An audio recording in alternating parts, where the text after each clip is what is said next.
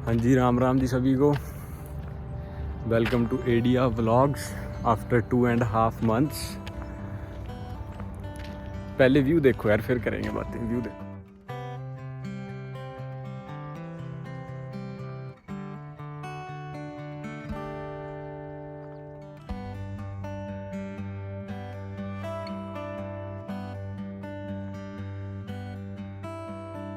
Directly point पे आता हूँ। ना फालतू टाइम आप लोगों के पास है, ना ज़्यादा फालतू टाइम मेरे पास है।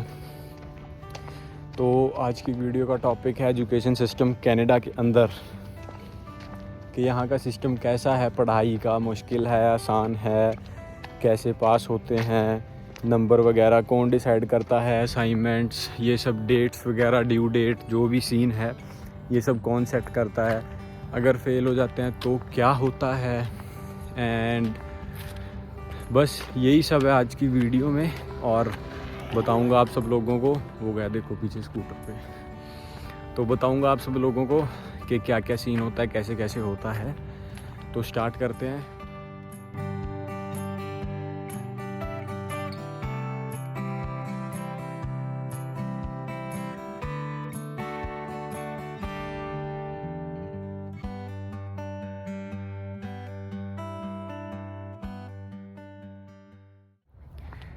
सबसे पहली बात, कॉलेज और यूनिवर्सिटी में डिफरेंस होता है। आप लोगों को भी पता है, कॉलेज में आपके पास अगर आप कोई भी कोर्स लेके आ रहे हो, फुल टाइम स्टूडेंट हो, तो 5 सब्जेक्ट तो मिनिमम होंगे ही। अगर 5 से कम आते हैं तो आप पार्ट टाइम स्टूडेंट होते हो एक तरह से कनाडा के अंदर। तो अगर आप कोई भी कोर्स लेके आ रहे हो, आपके मिनिमम 5 से 7 सब्जेक्ट होंगे। मेरे 7 सब्जेक्ट हैं, कईयों के 9 भी होते हैं, 10 भी होते हैं, but 5 to 7 is the like minimum. So अगर आपके 5 से 7 सब्जेक्ट हैं तो ऑब्वियसली आपका कॉलेज 3 से 4 दिन होगा। बाकी ये कॉलेज टू कॉलेज डिपेंड करता है कि उन लोगों को शेड्यूल कैसा मिलता है, बिकॉज़ आप लोग ही सिलेक्ट कर सकते हो अपना खुद का शेड्यूल। रैदर स्टार्टिंग में आपको मिलेगा कि स्टार्टिंग में आपको आपके कॉलेज वालों की तरफ से एक शेड्यूल मिलता है, वो ये आपको 4 महीने फॉलो करना होता है। लेकिन सेकंड सेमेस्टर में जब आप आते हो तो आप अपने अकॉर्डिंग अपना शेड्यूल प्लान कर सकते हो, आपकी मर्ज़ी। आप जो आपकी 5 से 7 क्लासेस हैं वो एक ही दिन में, एक तो नहीं बट 2 दिन में या 3 दिन में निपटा दो। कोई 4 या 5 दिन ले लेता है, तो ऐसा है बस। तो अगर आपका कॉलेज है तो 5 to 7 days, 5 to 7 subjects and 3 to 4 days college. अगर आपका यूनिवर्सिटी है तो आपके लाइक सब्जेक्ट होंगे 2 या 3, तो आपकी यूनिवर्सिटी लगेगी 1 या 2 दिन। तो ऐसा है कि अगर कॉलेज है तो 5 से 7 सब्जेक्ट और 3 से 4 दिन कॉलेज, और अगर यूनिवर्सिटी है तो 2 से 3 सब्जेक्ट और 1 से 2 दिन यूनिवर्सिटी। तो अब आते हैं दूसरी चीज़ पे कि आपकी पढ़ाई वगैरह कैसी होगी। देखो, पढ़ाई का ये सीन है कि आपको कॉलेज के साथ साथ आपको सब कुछ मैनेज करना है, आपको अपना काम भी मैनेज करना है, और एक तरह से आपको हर एक चीज़ को साथ लेके चलना पड़ेगा। यहाँ पे आके आपको टाइम टू टाइम असाइनमेंट्स के साथ भी डील करना है, टाइम टू टाइम टेस्ट भी देने हैं, मिड टर्म्स भी होंगे और क्विज़ेस भी होंगी, ऑनलाइन प्रोजेक्ट सबमिशन, प्रेजेंटेशन, बहुत कुछ है। बट ये है कि धीरे धीरे करके आप उस चीज़ को हैबिट बना लोगे, उस चीज़ को यूज़ टू हो जाओगे, तो फिर वो आपको चीज़ डिफ़िकल्ट नहीं लगेगी जो बात है। तो ये है कि आप धीरे धीरे करके हर एक चीज़ करोगे। और ये मैं आपको बताऊंगा कि सबसे पहली प्रायोरिटी आपकी पढ़ाई होनी चाहिए, काम को बाद में रखना। क्योंकि अब क्या रूल हुआ है कि अब जो इंटरनेशनल स्टूडेंट्स हैं वो 20 घंटे से ऊपर कर सकते हैं। इसके ऊपर भी मैं रील ही बनाऊंगा एक तरह से, अगर मेरे को टाइम लगा, कि इसके क्या फ़ायदे हैं, क्या नुकसान है। बट जो वीडियो देख रहे हैं वो लकी है। तो देखो, 20 घंटे से ऊपर अगर आप काम करोगे तो आपके पहले इम्पैक्ट पड़ेगा पढ़ाई पे, क्योंकि अब टोटली जो स्टूडेंट्स हैं वो सब काम की तरफ शिफ्ट हो जाएंगे, पढ़ाई को इतनी इंपॉर्टेंस नहीं देंगे। क्योंकि यार ऑब्वियसली हर एक को अपनी फ़ीस निकालनी होती है यहाँ पे आके, तो वो ज़्यादा मतलब काम को प्रायोरिटी देंगे। ऐसा मत करना, फ़ीस के चक्कर में काम मत ख़राब कर लेना अपना। क्योंकि अगर आप काम को ज़्यादा प्रायोरिटी दोगे तो आप just assignment time to time submit करोगे, आपको पता कुछ नहीं लगेगा कि आप असाइनमेंट में क्या कर रहे हो, क्या नहीं कर रहे हो। तो उससे आपकी नॉलेज पे इफ़ेक्ट पड़ेगा जिससे आपके वर्क परमिट पर जब आप नौक बी जॉब ढूंढोगे तब आपको प्रॉब्लम आएगी ही आएगी। I am 100% sure. अब ये तो हो गई इधर उधर की बातें। अब पॉइंट पे आते हैं कि असाइनमेंट्स, क्विज़ेस, ये सब कौन डिसाइड करता है। तो ये सब मैं बताऊँ आपको, ये सब होता है आपके प्रोफेसर के हाथ में। जो भी आपको पढ़ा रहा है, जो भी फैकल्टी है आपकी, उसके हाथ में होता है ये कि वो कितने परसेंट किस प्रोजेक्ट को कितने परसेंट मानता है या मानती है। अगर आपका कॉलेज इन पर्सन है तो मैं आपको लोगों को सजेस्ट करूंगा कि इन पर्सन अटेंड करो जाके, ऑनलाइन लेक्चर्स मत लो, क्योंकि कुछ इन पर्सन आवर्स आपको कंप्लीट करने होते हैं while you are studying in Canada.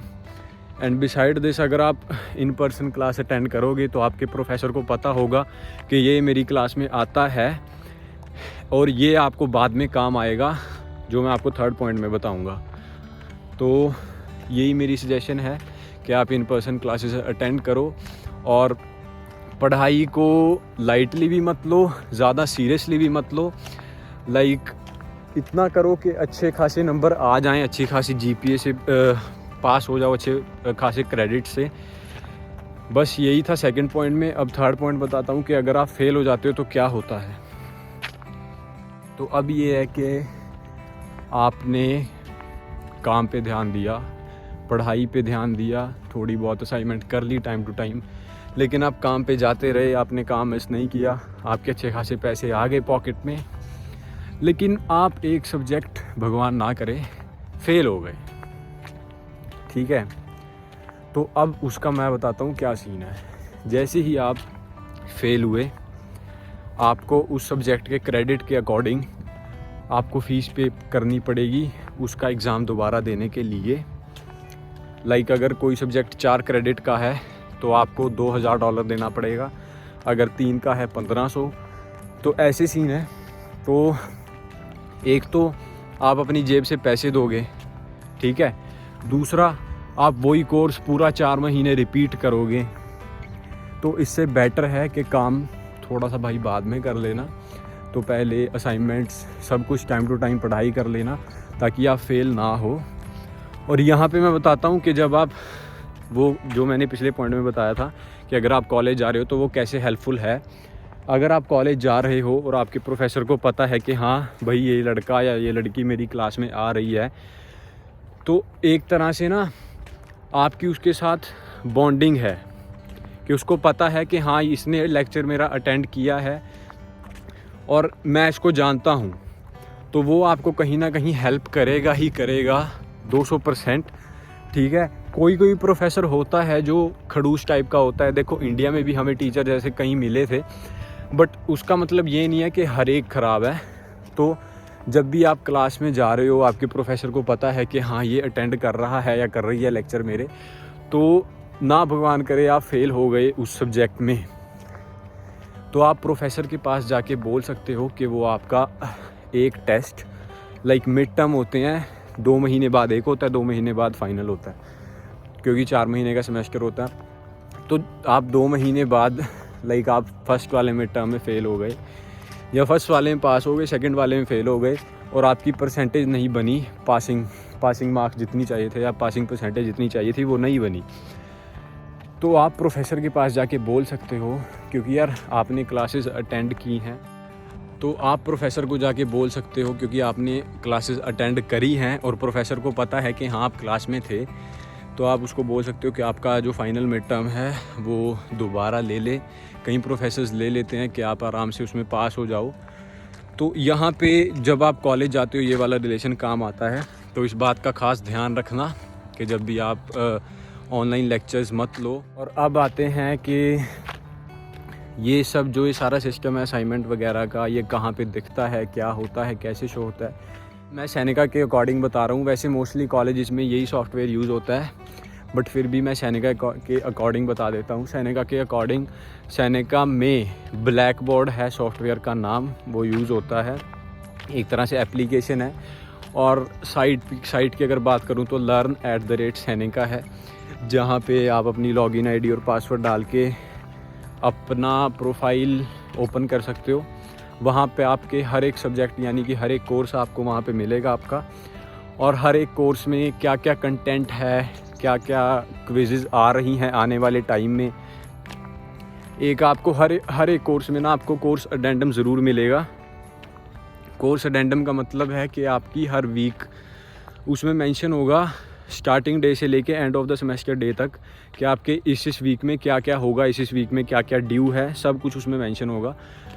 कि आपकी फॉर एग्ज़ाम्पल सेमेस्टर आपका शुरू हुआ है 9 मई एंड एंड होगा 20 अगस्त, एग्ज़ाम्पल है, तो उसमें मेंशन होगा कि आपके 15 मई में ये असाइनमेंट ड्यू है, 15 अगस्त को ये वाली असाइनमेंट ड्यू है, मतलब उस वीक में ये ड्यू है, ये ड्यू है, ये टेस्ट हैं, इस वीक में ब्रेक है आपकी मिड टर्म की तैयारी के लिए।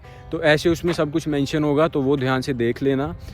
एंड वहाँ पे हर एक कोर्स होगा, हर एक कोर्स के अंदर हर एक कोर्स का कंटेंट होगा, हर एक कोर्स के अंदर असाइनमेंट टैब होता है, उसमें आपकी असाइनमेंट शो होंगी, और वहाँ पे एक माई ग्रेड्स करके ऑप्शन होता है, तो उसमें आप जाके अपने ग्रेड्स को एक्सेस कर सकते हो कि किस किस सब्जेक्ट में आपके किस किस असाइनमेंट में कितने कितने नंबर दिए हैं प्रोफेसर्स ने। तो ये है एजुकेशन सिस्टम। देखो, करोगे तो सिंपल है, नहीं करोगे, काम करोगे तो डिफ़िकल्ट है। अब यहाँ पे कई ऐसे भी हैं जो लाइक 4 दिन काम करते हैं और फिर 2 दिन में रश करते हैं सारी असाइनमेंट्स को, फिर फ़ोन करके बोलते हैं कि वी नीड हेल्प। और कई ऐसे भी हैं कि जो ग्रुप्स में होते हैं बट रिस्पॉन्ड नहीं करते हैं, तो फिर हमें ना चाहते हुए भी उनका नाम ग्रुप से हटाना पड़ता है, तो फिर उनको 0 मार्क्स मिलते हैं। तो ऐसे है। देखो, काम करोगे तो सब हो जाएगा धीरे धीरे करके। बाकी सब लोग अपना ख्याल रखो। आज की वीडियो में इतना ही, लंबी नहीं खींचूंगा वीडियो, और आगे भी अब मैं ट्राई अपना पूरा करूंगा कि वीडियो आएंगी, डेली आएंगी। डेली तो नहीं, आई मीन के 7-7, 8-8, 10-10 दिन के गैप के बाद ज़रूर वीडियो आएगी, और ट्राई करूंगा कि वीडियो इंफॉर्मेटिव हो रैदर दैन के घूम रहे हैं, फिर रहे हैं।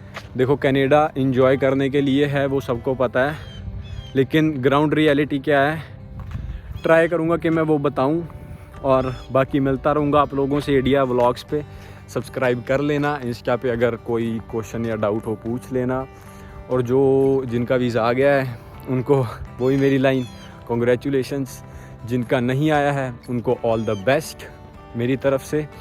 सब लोग अपना ख्याल रखो, अपने परिवार का ख्याल रखो। मिलता हूँ फिर मैं आपसे अगली वीडियो में। Till the time, take care, tata, bye bye, मिलते हैं जल्दी।